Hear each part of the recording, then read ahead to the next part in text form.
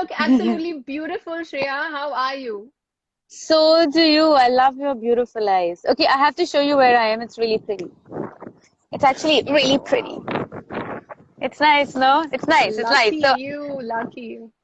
It's lovely. so It really is. confinement is not so bad. I'm here. It's beautiful.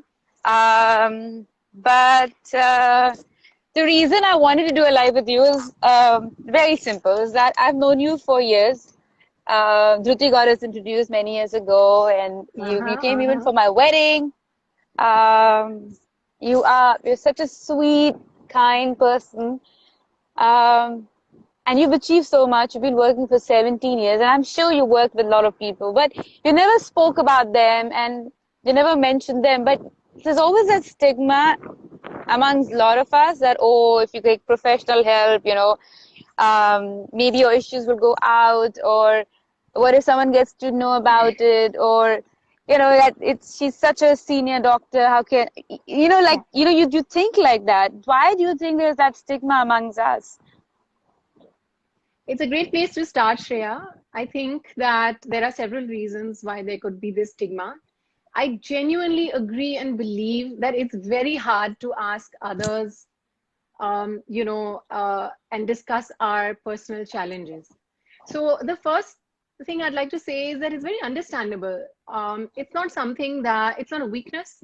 It's very normal, and it does take some effort to get over it. I think Okay. so. Social stigma is also it's culture specific, right? I mean, especially in Hmm. India, we're all in each other's spaces. Everybody knows, wants to know a lot about each other. There is that judgment because it's a very incestuous kind of society. Of course, things are changing, things are fast changing. Yeah. We tend to have this view about psychiatric and psychological concerns coming from a lot of movies that we've all seen, of what happens when someone gets sick and they're taken away to an asylum and nobody is allowed to meet them and they're chained. And so the minute you hear depression, anxiety, you feel like, oh my God, we're going to a psychiatrist or a psychologist, they're going to like use a jhadu or, give us medication. And for the next 10 years of our life, we might be in an asylum. And you're laughing right now, but you'll be amazed the significance of such myths and how for years and Yeah. years people just Yeah. don't avail of these services because they feel that having a psychological concern is a weakness, it's a disgrace. Families Yeah. will brush it under the carpet. They say, don't tell anyone about it, don't talk to anyone about it. So, it's very understandable, but I do feel that a lot of work needs to go into, um, us a collective effort, making a collective effort to get over it. I remember when I was going through a very low, like, I was really low. Hmm. Uh, I had, I had a nervous breakdown. I would just start crying, and I was in a very beautiful place in my work.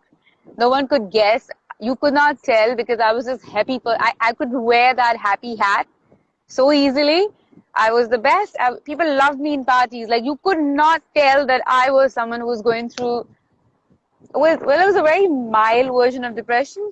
It was hard for me even to speak to my bestest friend. I mean, it was hard. I mean, you just think that, oh, um, but I'm okay. I mean, you are okay, but if you go and seek help, you might just be better. And so what? How do you know that you need help? Is there are there like indications where you feel that way you should go and ask help? 100% there are indications. And I think the best thing to fall back upon is that are your symptoms interfering with your daily functionality? Okay. So, when you're saying that you were low, but you were being able to go and do your work, you're able to go and shoot, you're able to go and meet friends, which means you are being functional. And Okay. so, in that sense, that wouldn't be diagnosable depression. Of course, you'd have to run these things by a professional, licensed professional. But a very quick check is, am I being able to get out of bed? Am I being able to eat? Am I being able to sleep? Am I being able to go to work? So just daily functionality being affected is something that's very, very significant. And a lot of us Okay. often brush it off saying maybe it's just one of those days. That said, Shreya, I think you brought up Correct. a very important point, which is that sometimes even when we're just feeling low, it's very important to still reach out to a mental health professional, because a compounding effect of us going through stress for a prolonged period of time can eventually lead to significant symptoms or a diagnosable condition. Okay. So Okay. let's not wait for the disease to actually take place. Let's not wait to get to a place where we're not being able to be functional. This needs to be a lifestyle modification. I've been talking about it for so long that, for us, health is all about avoiding disease. And that's not what it is. It's Yeah. about feeling well. So the narrative has to change, from avoiding sickness and disease to actually being well, wellness and fitness. And if that's in our mind, then we can prevent a lot of psychological concerns. I had, I would start crying, and that has happened to me. I was, as an actor, scared to talk about it because I was like, what if people think that, "Arey, isko kaun kaam dega, to depressed hai." But I would just start crying middle of the night. I would just get up and start crying, and yeah. So is that normal? Maybe something like that. Now it doesn't happen. I mean, Yeah, yeah. yeah. I mean, Shreya, I started talking to people, but it has happened to me. And if it happens to anyone who's listening, what is the first thing they should do? I hear you, Shreya. Imagine when I start crying, what people say to me, "Arey, ye to psychologist hai and she's crying." So people have these weird notions of, what people should do, what they shouldn't do. I feel that crying is nothing but a form of communication. And neither Okay. should we shy away from it, nor should people reject it. Because, Okay. language is one form of communication and crying is another. You're just trying to communicate an emotion, and it can be sadness, it can be guilt, it can be anger, it can be joy, even. Right? So, what you should do when you see someone cry, reflect what you see, be a mirror. I see you're welling up. I see you're getting emotional. Is there anything I can do? Would you like to talk about it? So I think Sure. just reflecting what you see just lets the other person feel accepted, not judged. Okay. That's something that right from when we are children, when we cry, parents will love to say, stop crying, don't cry. What is the need to cry? And Yeah. that is one thing, as a psychologist, as a parenting coach, I'm constantly harping about, that allow people to cry. Vulnerability is extremely important for all of us to accept, not just in ourselves, not just in our own children and loved ones, but even amongst the community and others. Um, what do you think you should do if you know that for a fact, or if you're not sure, but you know that your friend is going through mild or serious depression? Because sometimes it's a very touchy topic, huh? Yeah, People, it is. how do you address it? See, when there is a chance of an established depression, when you know that there is something um, significantly wrong over here, then I'd say it's best to help your friend, book that appointment, take your friend with you to a doctor. Depression is a highly debilitating concern, Shreya, and it is very loosely handled by family, communities, friends, not Yeah. because they don't want to, but because they don't know what to do. um, Correct. if you find a friend sick in bed with high fever or throwing up or a tummy bug, you will insist that we need to go and see a doctor. And that is pretty much the same assertive stance I would suggest. Sometimes might lead you into a situation with your friend. But I feel that the payoff of not taking a loved one on time to a doctor when there is an ongoing depression, major depression, clinical depression, bipolarity, the payoff can be really significant. So, Correct. as a practitioner, my first suggestion will be go to a licensed, certified professional to get tested, to just have a check-in, and that can be your foot in the door that, listen, I felt sad. I know how this feels. I see that this is tough on you. There are professionals for this. There is someone who can help us figure how to cope with this, how to wrap our heads around this. So, you've got to find a foot in the door, and definitely take your friend to a psychologist or a psychiatrist. Uh, um, but a lot of time there's that sink-in feeling where you feel like you're pulled in a, I don't know, it's almost like you do a scuba dive and you feel like you can't come out. You're just getting pulled in and in and in Yeah. and in and in. And you don't know how to ask help, because before you can ask help, you're like really deep in, and Yeah. you don't know. And you feel like, okay, let me sleep. And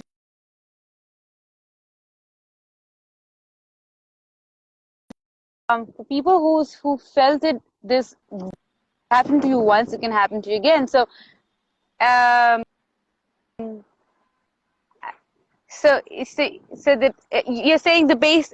I mean, do you think someone like that should always have a friend or a psychiatrist they can talk to, and not take it lightly, because it can lead to serious depression? I think I lost you somewhere in the middle, but I get the gist of the question. I think everyone, Sorry. everyone needs to um, be able to open up little windows, and turn inwards and look at what are some of the things that they struggle with. As far as challenges, emotional sinking, difficulties, obstacles, low feelings are concerned, let me tell you that they're very, very normal. And Okay. these, imagine if someone never felt low. I mean, in my on my prescription, that would amount to mania, right? So that's the other end of the continuum, which is also a disorder.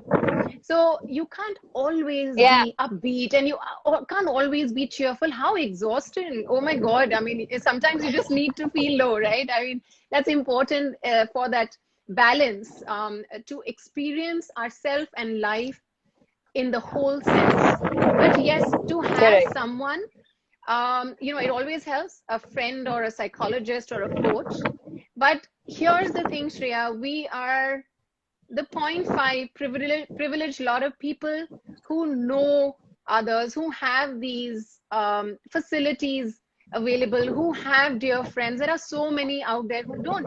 And so this is my conquest, where people need to start looking within themselves, identify that, hey, there's something that's going on with me, this is not okay. And there are various kinds of approaches that I can take to treat this, to get help.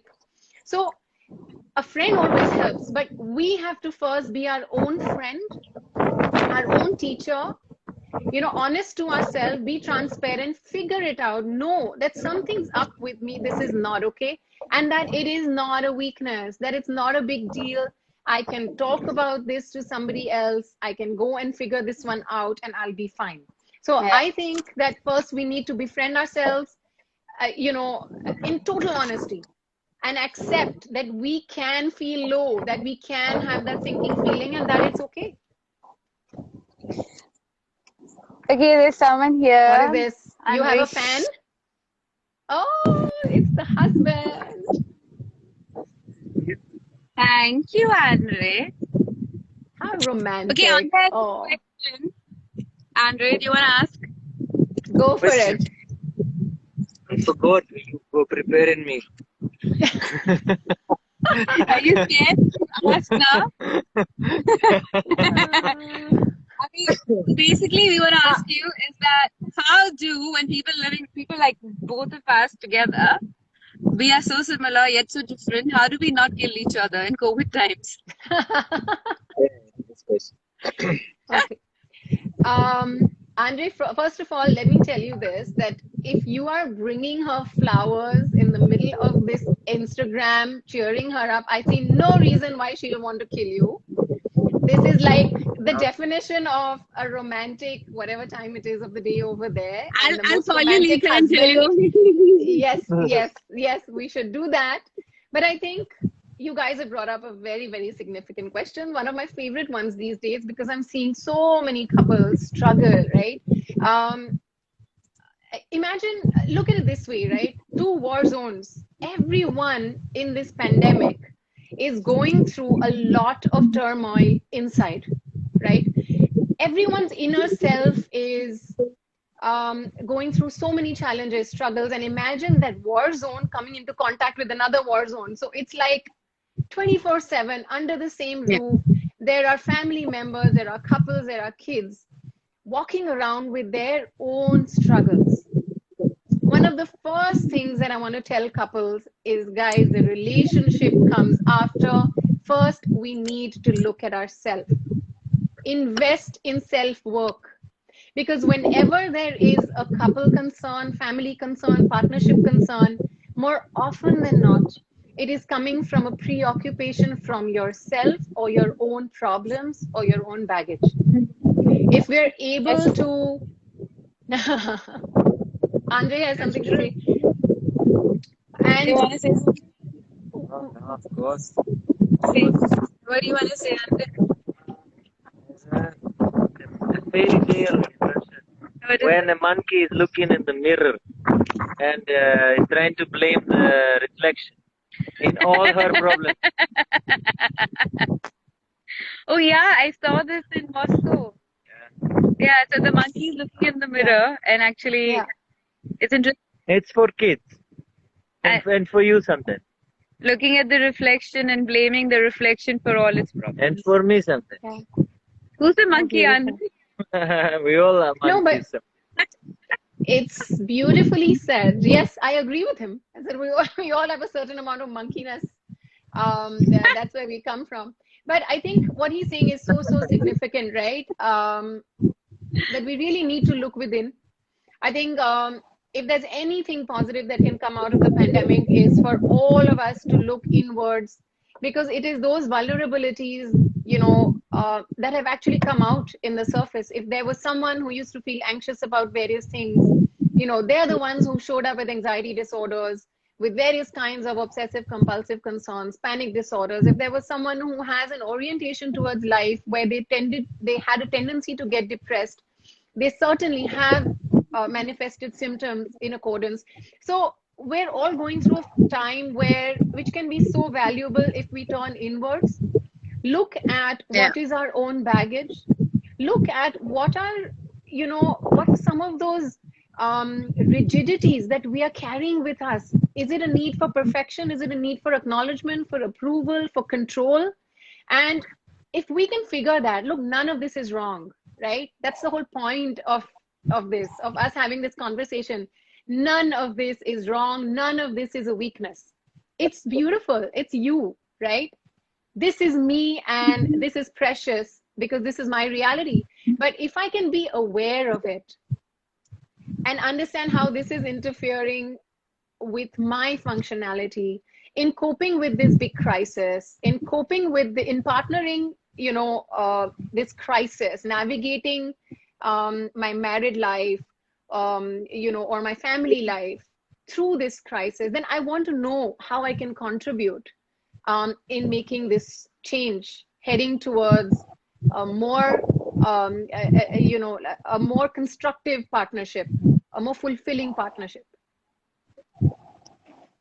Um, a lot of people have gone through a lot of monetary loss. Actually, everyone in some way or the other. Uh, it's gone into emotional stress as well, because before, if you're going through any financial trouble or professional trouble, you were going to work and you could connect and talk to people, but now there's no outlet, and so you're just left with each other. So there is, I mean, I was stressed out about work, Andre was, and I think somewhere it did come emotionally and in the way you talk to each other. How do you deal with that? Yeah. I think money and financial concerns have jolted a lot of people during this phase. What Yeah. comes out of it is that, to a certain extent, the acceptance of the similarity of stress that everyone is going through, right? I mean, and that is such a powerful thing. At the same time, I'd like to say that money is what it means to you. It's an essential, it's important, but most of money related stress comes from the meaning you put on it. you know, is your self-worth equal to the money that you have? Is your happiness coming from money? Um, are you constantly concerned that you won't have enough? So what does money really mean? And I think it's a time to kind of reevaluate, redefine this period, just soak in what's going on and figure out, are there any rigidities? Is there something that I can dispute and challenge and maybe awaken to a new meaning of money? Um, because it's a come and go process. It's a dynamic process. How much comes and how much goes, we all know that it's a dynamic process. So the fact that we're all going through this difficulty, and really when I say we all are, so many people are experiencing situations that, you and I sitting the way we are sitting is so hard to even fathom, but Yeah. I feel that pain has a way, stress has a way of breaking you and then rebuilding you. So I also feel that this is going to lead to a point where people will be able to pivot this for themselves. Um, and when we're counseling with people who are anxious because of monetary reasons, we are exploring what is it that they can do to pivot this pain, to pivot this situation. Let's say job loss. What does it mean to you? How can we turn this around for you? you know is this something that is the worst thing that has happened to you, or could this mean an opportunity of a lifetime, something that some shackles that you could never break, and that Correct. has been imposed upon you, and this might just become an opportunity that you've been waiting for the longest time. Correct.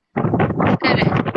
But so, I mean, it's funny, but the next thing I wanted to ask you is a friend of mine.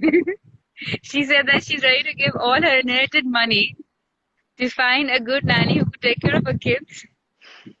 I won't name her because she said that the only thing she doesn't know is how to deal with the kids, and it's true. Like she said, my dreams are on hold. I don't know what to do. There was so much that I planned. Everything's gone, and then kids don't have school, so they sit on your Yeah, head the whole day. yeah, So it's very hard. it's very demanding for a lot of parents because emotionally you're not on an outer level, your homes are not built like that for kids to study from home. But emotionally, we're not built like that, you know. Um, Yeah. how do you deal with that stress? The parents and kids together. Wow, we need to have a life for this one question itself. There are so many um, aspects and angles to this, right? But I think I'm going to come to the point that I'd love to make today. I mean, given that there are so many people who've been kind enough to join us, um, is that we have to remember that we are the primary environment for our children. Okay. Yeah. And we are going through an extraordinary time. Um, and it's incredibly important that we pick, what's overwhelming parents is because we're making many goals and many activities and trying to achieve too much while we're barely being able to stand on our 2 feet. So the suggestion that I have is that let's just pick one simple goal, which is to stay connected with your kid. It doesn't matter if they're not acing guitar or Mandarin or maths or music or football at the moment. If we can just cut down on, you guys are so cute. Um, ah. So we can just be realistic um, about our goals right now and stick to just being that anchor for our children. Just invest in Correct. raising the relationship. I think this time is going to go away, Shreya, right? Um, Yeah, yeah, this yeah. this pandemic at some point, I know it's taking longer than we'd like, but we know it's going to change. But in the meanwhile, our children are growing up, and so it's really, really, really important for us to just cut down on some of those goals that we assume and we believe that are important, and we place our self-worth Yeah, on as parents. That this is absolutely important. My child has to come first, and my child has to ace dance and ace music, etc., etc. We can take it easy on that front so that you're kind of less correct. overwhelmed, trying to control less things. But in terms of connect, I can't tell you how important this time is for our children, because there are too many things that are changing for them by the week. Their Yeah, primary yeah, environment, which is parents, mom, dad, even joint families, all adults around them are stressed. They're yeah. not getting to play as much. So you see how their environment at the moment is also highly stressed out, whether they are being able to verbalize it or manifesting or not. That's a reality we know. And so that's very important to keep in mind. Because I was talking to some like friends of mine, and I mean, as mothers, for them, just to be able to take their kids out and Yeah. kids run and play, it felt like it Yeah. felt like a lifetime. Yeah. And the stress that kids are living through and parents are living through is just crazy. And speaking to which, Yeah. there was an increase in suicide rate last year. Um, a lot of people say it's because of COVID. People are stuck at home, but also COVID gave you, if you look at the positive side, a chance to see yourself in the mirror like that monkey, but honestly, and actually face your issues, which you probably wouldn't do otherwise. But also, it kind of, the issues are out there. I mean, what is your maybe, I know it's hard for you to, but any advice to people who are going through really emotional, low stress? Maybe that Yes. one, write a diary, or I don't know, have positive thoughts, something like that. Yeah, sure. I think that's another really significant question, because right now we all need to have some tools, some strategies to be able Correct. to cope with what's going on. And while therapy and its face and its approach is so much different, we need to know so much more before we give armchair advice. I think one of the things that I have kind of tweaked in my style of therapy is to start becoming very generous with tools, because at the moment people need crutches to stand on. And in that sentiment, I'll tell Correct. you what I've been doing. I've kind of divided um, this whole task into three simples, three best friends that all of us have, three things that we always all need. No one has the fourth, and that is the body, mind, and soul. And I Mm-hmm. want you to invest one activity in each on a daily basis. One Okay. something for your body, one something for your mind, and some activity or something to replenish your soul. And I think if we could keep doing that, days would become much easier. We have to recognize. Sure, I'll give you an example. Let's say, imagine I give you a spoonful of lime juice at the moment. So imagine that lemon juice in your mouth. Yeah. What's happening here? With or Are you without are you tequila salivating? and mezcal. Without just lemon juice. So you see, our salivary glands start to get activated. Now, what I'm trying to Yeah. demonstrate here is that our thoughts impact our body. Our mind impacts our Okay. body. So when you're getting stressed, it's not just the mind or the emotions, or our thoughts or belief systems that are getting impacted. Our body, our neurons, our brain, our hormones, our neurotransmitters, everything's getting impacted. So it's very important for us to recognize that we have to recover on a daily basis. For that Yeah. recovery, you have to invest in those three best friends, that ammunition that we have, the body, mind, and soul. So, in terms of tools, make sure that you invest in learning how to deep breathe. I mean, the Okay. internet is inundated with some amazing apps, with some amazing deep breathing exercises, meditation. So that's incredibly important, and it's high time that we all learn that the reason that breathing is an involuntary process is not that because we can be lazy about it, but it is so freaking vital. It's so important that, Correct. nature decided not to trust us with it and said, this is something that I'm just going to make involuntary. But We just take it for Yeah. granted. So breathing, Yeah. meditation, exercise, sleeping, eating right, making sure that, if you have to take certain supplements, don't be lazy about it. So those are things Correct. that you need to Correct. do for your body. For your mind, we need to constantly recover from irrational thinking, doomsday thinking, negative thinking. Um, and what by that I mean that, let's focus on values such as optimism. Of course, there's pain right now. It's incredibly hard. But if we can stick with that attitude, that this is teaching me something, this is my reality right now. I know it's painful. I'm accepting it, but I know this is going somewhere. And so, Correct. how Okay. can I walk away from this wiser, not wounded? How do I Mm-hmm. stay rational, stay in the moment, experience the now, work on myself? Even if there are weaknesses, I mean, I don't call them that, even if they're growth areas, whatever you identify, what can I do to make it better? And lastly, a soul Okay. practice. And what I truly believe in is a gratitude practice. Now, it's very hard Okay.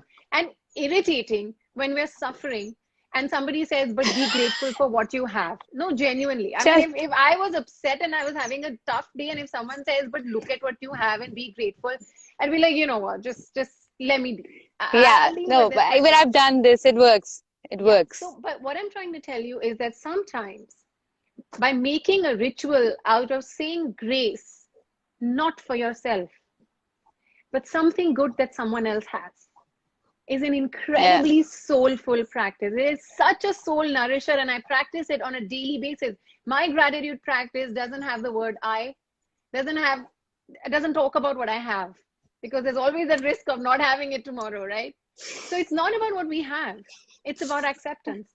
So my grace Yeah. is for once a day, say grace for something that someone else has. And I think it's a huge soul nourisher. So slightly longer list of to-dos. I know you were looking at like something simpler, but if this No. can work for you, um, this is what I've been suggesting, and I've been seeing that it's quite helpful. I practice it Gr- myself. Gratitude really, really helps. I have done it. It really helped me. Um, yeah, gratitude. It's a beautiful, beautiful practice, and I'm glad you spoke about it and explained it to people so well. Um, I wanted to ask you one more question. Is that Sure. someone posted it today? They said that there is this fear about COVID, which is very important. You need to wear a mask. You need to be careful. But that whole fear that I'll get it, and then that fear is very, very dangerous in its own way. No, it's Absolutely right. important to be absolutely careful, follow all the rules. But how do people get out of that fear? I mean, I'm constantly scared. Like on my flight from Petersburg to Barcelona, I washed my hands like 100 times and Yeah. was wearing double mask, which is important. But Yeah. somewhere you have to uh, not be No, scared, but yes, be careful. yes. Um, I understand, and such a topical, good question. Shreya, fear is a survival instinct that's helped us survive, that's helped us um, evolve, something that dinosaurs didn't hack, and unfortunately, that's why they don't exist anymore. So I do want to reiterate that a certain amount of concern, certain amount of anxiety is not such a bad thing, especially given the situation that we're in the middle of a pandemic. So um, I actually think that it's situational, it's trigger related, it's normal. So for all those people out there who are anxious, who are worried, or even fearful at the moment, please can I tell you, and I hope this calms you down a little bit, that this is fine, this is situational, it's relevant, Yeah, it's genuine, right? So let's stop telling ourselves that we are weaker, we are not courageous, we're not normal. This is situational and it will go away, it will get better once the situation starts to change. But here's what I want you to correct. keep in mind, and hopefully, this will motivate you to deal with this in a different manner. Like I gave you that lemon example earlier, every time when there is a perceived threat, right? A perceived threat is a thought which is leading to fear. I will get it. The brain believes that we are genuinely threatened. The way the human mind works is that it doesn't differentiate between real threat and perceived threat. So every time you're Okay. telling yourself, I might get it, I might get it, your brain is releasing all of the necessary, resulting in all of the necessary changes in your body, which are needed for fight, flight, freeze, which basically means we have an alarm response, we have a stress response, there is more cortisol in the system, there's more adrenaline, there's more norepinephrine, and the works. Now, the reason I'm mentioning this and getting into the boring details of it is because I want you to know that this is going to have an impact on your body. It can impact your Yeah. digestion. It can Yeah. impact reproductive system, your memory, judgment. Yeah. So this is Yeah. motivation enough. Number one, that we can be concerned. Let's not be fearful. Because if we are fearful, forget COVID, we're already impacting our body in a negative manner, including reducing our immune system. Okay. Okay. So it's very important to keep that gauge in mind that, okay, I can be concerned and it's very normal, important for me to be concerned. The other end of the continuum, okay, is fear, panic, phobia. I'm not going to go there. If I'm going there, Yeah. I'm going to take professional help. So, Okay. I don't know if that answers your question, but I feel that some amount of concern is necessary. It helps you prepare. But if it is becoming Yeah. Yeah. debilitating, Yeah. if it's irrational, Yeah. if it's impacting your functionality, then we definitely need to talk to a professional about it. I actually forgot to mention, but there was this the reason I spoke about how kids feel and their health and is that because a friend of mine who lives in Delhi, she said that she could hear the kid in the neighborhood crying, and not crying just like normal, but like crazy. So they went and they interfered. They spoke to the parents. Obviously, the parents are kind of depressed. They're not really bad people, but yeah, I mean it's scary. So in a situation like that, kids need to be counseled, right? And do you think it's really, really important? And if yes, um, I mean, what are because it does impact you, right? As a kid, if you've seen your parents being violent or hitting you, um, how important is help in a situation like that?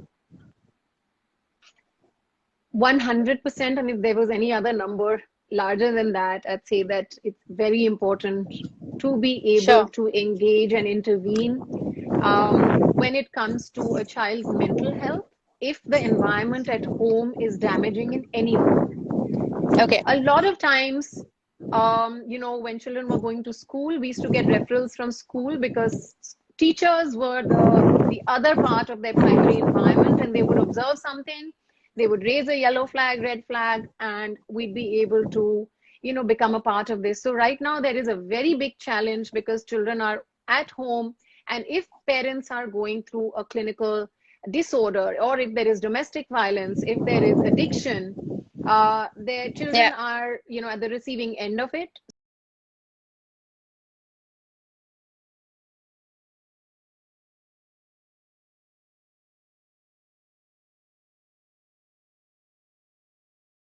Must be counseled. There are multiple ways in which that can be done. There are multiple specialists. So, to answer your question, yes, 100% go out of your way to reach help, to a family that's struggling with whatever concerns. Shwetamra, do you counsel people on Zoom? If yes, if someone wants to connect to you or they need help, what is the best way to connect to you? And how effective is Zoom according to you right now when you can't really meet people? So yes, I'm counseling online. I've counseled virtually for the entire year and a half during the pandemic period. I struggled in the beginning because for us as psychologists, non-verbals, body language, just our observation is so important. And, in fact, on our intake sheet, we have this entire paragraph, which right now goes empty for me because I can't, so often forget Zoom. I'm even talking to people. But I'll tell you this, Shreya, that there was no there was no choice, there was no time, and there was no Sure. way, I would stand and watch what was going on without jumping into whatever needed to be done. So I think Done. psychologists world over have made peace with this, that this needs to be done. Now, here's what I want to tell you. The response to therapy on Zoom has been incredibly positive. And the reason Oh, for wow. that is not, the medium has been dictated to us, right? This is an imposition that we Correct. can't change. So there is that Correct. acceptance from both the patient and the consultant, but the distress level is so high that the patient is Correct. extremely motivated. Mm-hmm. So this medium Mm-hmm. is working.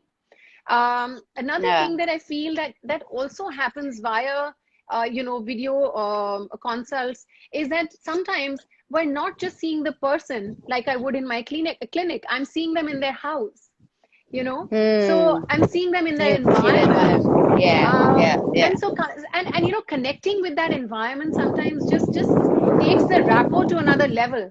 So I'm Correct. actually, I mean, I've I think it's actually a very positive thing at the moment, since this is the only way. This Correct. must be used, and it's not that bad. It's had its advantages. I'm being able to counsel people world over. This is something that I must say, nobody's complaining to me about traffic, getting stuck, you know. Yeah. So, And they're not coming in your world. You're coming in their world, which is amazing. Yeah. yeah, And you no, and you can do it from anywhere. I'm actually incredibly grateful to technology. This is coming from me, and you know me, that we've had this way of connecting with people. Look at the amount of support and Yeah. help that has been generated world over through technology. I mean, it's incredible how we've managed to use this um, for our benefit. Yeah. I know you're tired of me. Last two questions. Never, never that. Okay. Go for it. Okay. This is the Pride Month, and you know about that. All the people I know all my friends, they all tell me how difficult it was for them to come out or talk to their parents and friends um, and just accept themselves as who they are. Do you get a lot of people who come to talk to you for therapy just because they've had difficulty expressing themselves? And and does it really help? Because a lot of time, forget about coming out, forget about anything. When you're not able to just accept yourself, and even in front of your parents, it's hard. Um, Yeah. do you help people with that? Yes, I'm so proud to be able to talk about this. Shreya, this is something that really, really needs a lot more attention, A a lot more lot of attention. careful attention. I think there is so much stigma, unfortunately. I don't Uh, see as many people as I would like. And the ones that I see, believe me, and it's dismal, the situation. Most of the time, families bring them in saying, can you brainwash them? Can you change them? Can you transform them? Can you teach them something? Can you bring them back to their yeah. brains? So this is the way these cases come up, and it's incredibly difficult to explain to family members, and get them to understand it. It's my heart really goes out to to anyone who has to Mm. make this choice, wants to make this choice here, because there's a huge social stigma over here, right?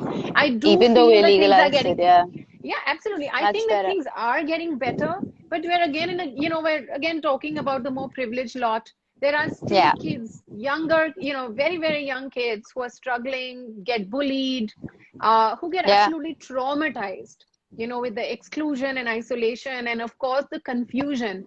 So I think a lot of Yeah. the work that we do is just creating awareness, trying to educate, trying to explain, get them to accept themselves, that this is normal, this is not a sickness, this is not an abnormality, this is not a delusion. And as Mm-hmm. much work needs to be done by, with the family members. Very often the parents actually get quite pissed with us, me also. They're like, what kind of a counselor are you if you're condoning this?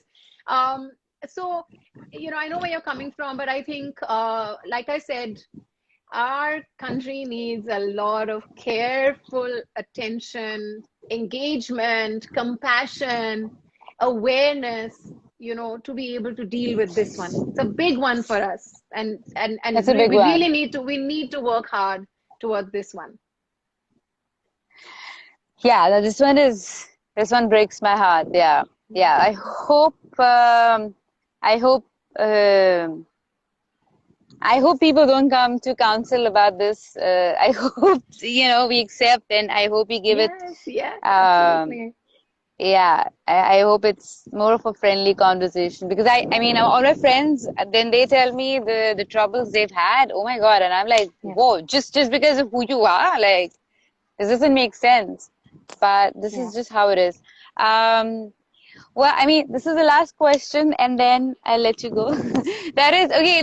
One of the reasons why I wanted to do this live is, I was just sitting, and my mom called me, and then she told me that my history teacher, so yeah. So, and me and my mom and my history teacher were best friends. My mom was a Oh chemistry God. teacher Hmm. back then, and she said, "Oh, I said, "What happened?" And she said, and her son, older son, was like a big brother to me, and he had COVID, and we thought it's normal, but then we lost him within like few Oh hours. God. Um, it left me with a. I mean, I kept thinking of him. He's such an important part of my growing up, my childhood. We call him Kushu Bhaiya with love, but um, how do how do people deal with this loss? And do you think it's really, really important? I think, but do you think it's important to go through professional help? Because it's just like, last month was very, very difficult for a lot of people, Yeah, especially when it yeah, comes to losing your loved ones. absolutely. Do you Listen, think it's so important that people go? so Sorry. here's how I want to start addressing grief. Loss of a loved one is irreplaceable. It's irreparable. It's Yeah. irreparable. It doesn't go away. One of the things that Yeah. I find um, almost illogical is that why the rush to get over it? You know, why can't we just sit with pain? Remembering someone who we love. We Yeah. want to fix anything and everything that goes wrong in our life very quickly, quickly put a band-aid. You know, on the Yeah. third day, when you go for a condolence meet, you'll hear people say, but now you have to look forward to this. But now you need to stop thinking about this. I think people need to remember everyone, anyone who's lost someone, who's heard of it, who's traumatized, um, who's going through compassion fatigue, who's experiencing vicarious trauma through loss of others. It's Yeah. okay to grieve. Bereavement is a very normal process. You said, you use the word with love. You used to call him Kushu Bhaiya with love. That's what you said. Yeah. Yeah. And Yeah. that's what grief is. It's a Um, form of your love for someone who's departed, and you're going to express that mm, love. You're going to take your time. So number one, let's not rush it. You know, uh, mm-hmm. Number two, it's important for us to first look within ourselves and see what is it that we're really grieving. Is it Mm-hmm. about the other person? Is it about ourselves? Is it about memories? Is it about situations? Is it the fact that our life will now change? So let's just Mm-hmm. figure what is it that's impacting us so much. In terms of Okay. what should people do to be able to deal with grief, grief has a normal cycle. It's going to take time. Allow yourself that time, because if you quickly brush it under the carpet, it will manifest and come out in some other way. Okay. If it is lasting to the point that you're not being able to overcome it, and that's fine. But if it's interfering with your daily functioning, then maybe talking to a professional will help. Okay. But in terms of what is the time period, it can be, there's no judgment on that. It's There's really no. okay to take your time. Absolutely not. Who is anyone else to dictate that you should get Yeah. over someone in this much period of time? We never. I always say closure is overrated. We do not get Really? over people. We don't get over people we love. It's just You the think way so? the way you remember them changes, right? So the way you Okay. think of Yeah. him can change. Yeah. What you think of him when that memory comes to you can change. So you Yeah. walk away with him being a part of your life, not Sure. physically, but in terms of memory, in something that he taught you, in something that he shared with you. I find it really hard to get over people. Like Yeah. even someone who I haven't really met for too long. Like I remember when when Dhruti lost her father, it was really hard. I couldn't express it, but it was very hard for me. Or Kushu Bhaiya, anyone when I lose them, or I find it really hard. I think I'm the coolest person even when I'm going through breakups, but I'm so broken inside. Like I'm really heartbroken. But outside I'm really cool. And that's very insightful of you. It is bang on. It's very, very accurate. I completely agree with you. Outside Um, I'll be like, hey, I'm okay. I'm okay. yeah, yeah, Where yeah. is my drink? In fact, on my Instagram page, I had this question. Someone asked this question: How is Shreya always so happy-go-lucky and so well spirited? Inside So I'm here's a like, question. Here's a question for you. Share with us, how is it that you're always so upbeat? I wear different hats every day. But that's why I wanted to talk to you. I think there are a lot of people Yeah, like me yeah, who we just wear different masks every day. yeah, And I think more people are like me than very few people are really expressive. And yeah, uh, yeah, so I don't know if it really helped to listen to us for anyone. I tried. yeah, Um, yeah, yeah. yeah, but and thank you for answering all the questions. I think it was really sweet of you to come in It's and been it's been an absolute pleasure, my darling. Always lovely to see you. And I Wait, miss is there a you. way Come people can soon. connect to you? Is there a way people Yes. connect to you, like who don't live in Bombay and someone who really want to connect? Can I Yes, post it? well, yes, so I am on Instagram, Facebook, Twitter, LinkedIn, YouTube. I am writing columns for Indian Express and Live Mint and Times of India, so that's another channel. I do have, a very, very lovely and diligent assistant, and her number, contact details are shared on my social media. You can also, look up Minecraft or Shwetamra Sabharwal online and find my email address there. How else can you connect with me? Um, yeah, that's about Well, it. if you connect with her, and if you're good friends, and if you can go to her house, then you get the best aloo sandwiches ever. Yes, I'm looking forward to that one. I hope you do come soon so I'm that we moving can back catch to up. India. Are you So yeah, making that aloo announcement on this sandwiches. live? Yay! No, My I've told aloo everyone. sandwiches, my aloo I've told sandwiches are calling you everyone. back. I can't miss. I'm missing those aloo sandwiches in your house. Yeah, Oh, come. it'll be fun. Please It'll be come. fun. Yeah, yeah. Only you can afford to have aloo sandwiches and look the way you look. So I don't I feel work out guilty my serving ass them to off you. now. My Russian husband, he's like, I think you have to work out more. I'm like, you work out. Are you telling me like that? No, no, no. Listen, He made me wear a very tight dress, sexy dress. I wore it, and I'm like, he's like, you'll wear it next month. Just lose some more weight. listen, the lockdown weight is another issue now. I don't even want to go into that zone at the moment. Yeah, But everyone, you absolutely cannot talk about weight. And even if you have put everyone's on that hidden chef 500 came grams, out. yeah, oh, Everyone's hidden absolutely. chef came out. Hidden desire to But cook.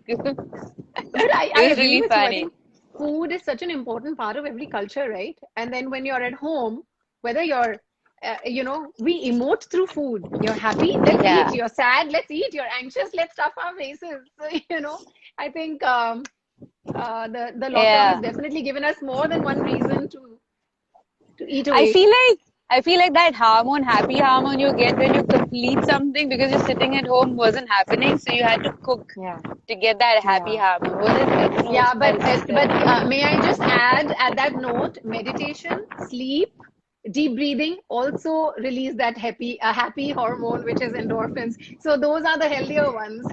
Next time you want to have I aloo will sandwich, I will make you meditate in my house. I won't meditate. There'll be one dog going from here, two kids running like that. Only meditation. But yeah. Yeah. I'm glad Dhruti got us introduced. By the way, Dhruti's still cooking like crazy. Okay, anyway, we can have a Okay, personal conversation later. Let's yes, fill after yes, you. yes, yes. We'll Listen, love from thanks for here doing to this. you. Thanks for having me.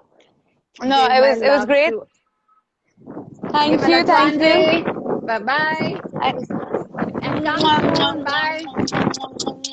Family to you. Okay, bye. Okay, Bye. bye. I have to remember how to leave. Bye, We're both guys. trying. We're both struggling. Okay. And we